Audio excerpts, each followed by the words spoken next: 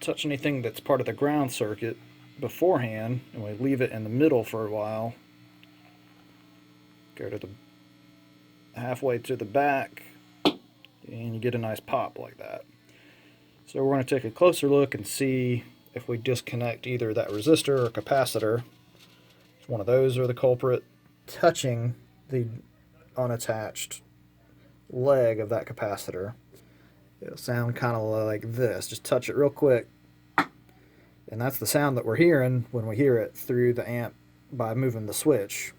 And we've replaced the, let's see, the capacitor, the resistor, and the entire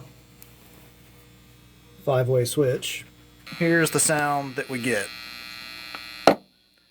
Pretty loud sound, and it gets louder the longer you leave it out of that position. So just after 5 seconds. Alright, with the capacitor disconnected from that terminal, the pop does not happen. Reconnect it, wait for a while, switch, and the pop comes back.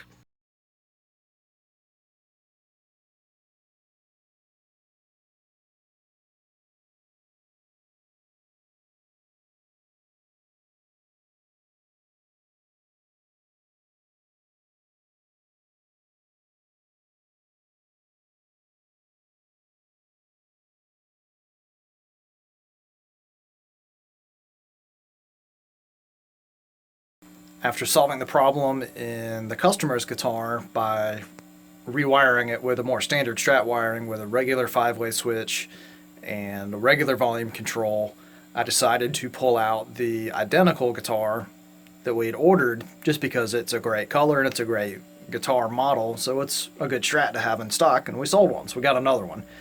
Well, here's the exact same setup. It's the American Elite Strat. Brand new, still got the stickers on it.